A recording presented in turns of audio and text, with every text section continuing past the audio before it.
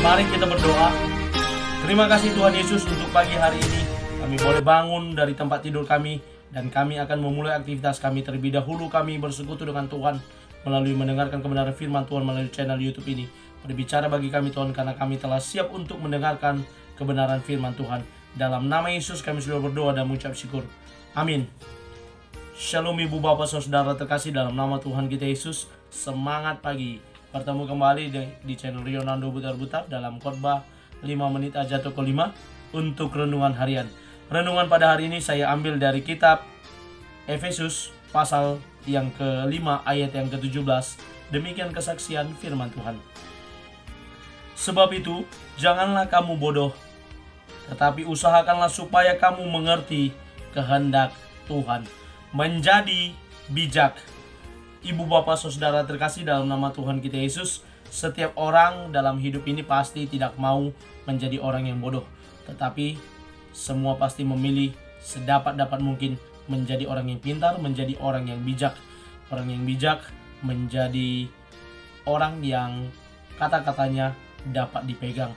Orang yang bijak dapat menjadi teladan melalui perkataan dan perbuatannya.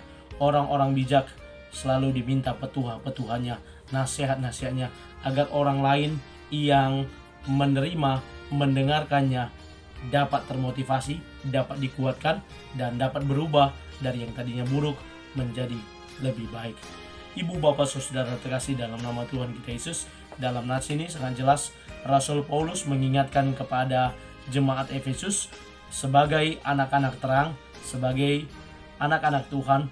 Mereka diminta untuk mengimplementasikan apa yang telah dia sampaikan di pasal-pasal awal dari kitab Efesus ini. Dari suratnya di kitab Efesus ini, Paulus mau bagaimana akhirnya anak-anak Tuhan, orang-orang percaya yang telah belajar terkait teologi, pengajaran yang disampaikan di pasal-pasal awal dari kitab Efesus ini, goalnya mereka mampu menjadi anak-anak terang.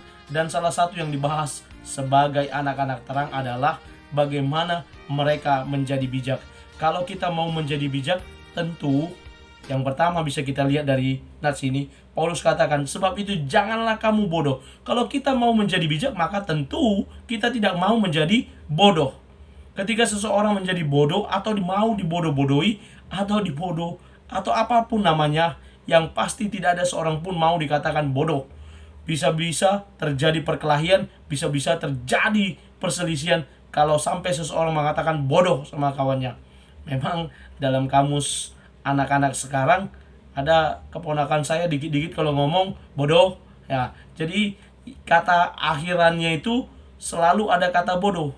Sebenarnya tidak makian, tapi sudah jadi kebiasaan dari anak-anak yang saya dengar, di mana mereka berbicara ini bodoh. Jadi seperti to be lah dalam bahasa Inggris, tambahannya, kalimat tambahannya mereka mengatakan bodoh ya. Sebenarnya bukan makian, berbeda ketika terjadi keributan, terjadi perselisihan kata-kata, lalu di akhir kata memang dasar kau bodoh. Nah, itu pasti tambah marah yang dengarkan. Tapi dengan pembicaraan yang keponakan saya, yang anak saya, mereka sedang berbicara bodoh, seperti sudah biasa dan tidak marah yang dibilang bodoh.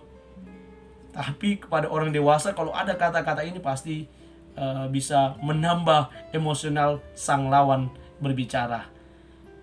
Tidak ada seorang pun yang mau dikatakan bodoh. Maka Rasul Paulus mengingatkan jemaat di Efesus untuk mereka mengusahakan diri mereka, untuk mereka tidak mau menjadi bodoh. Lalu yang kedua dikatakan, tetapi usahakanlah supaya kamu mengerti kehendak Allah. Orang yang bodoh tentu dia tidak bisa mengerti kehendak Allah. Dia pasrah dalam hidup ini, ya saya nggak tahu apa kehendak Allah yang mana. Untuk mengetahui kehendak Allah memang agak sulit. Karena apa?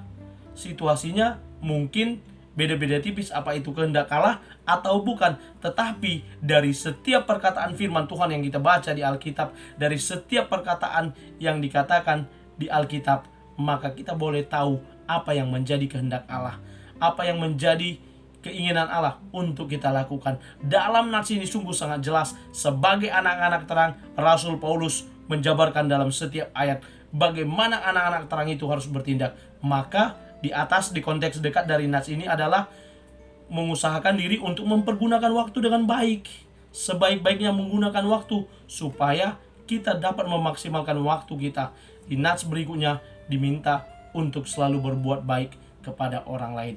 Mari ibu bapak saudara, kita boleh menjadi anak-anak Tuhan yang bijak, yang menghindarkan diri dari hal yang bodoh, termasuk juga melakukan kebodohan, dan mengusahakan diri untuk menjadi bijak dan mengetahui kehendak Allah. Amin. Kita bersatu dalam doa.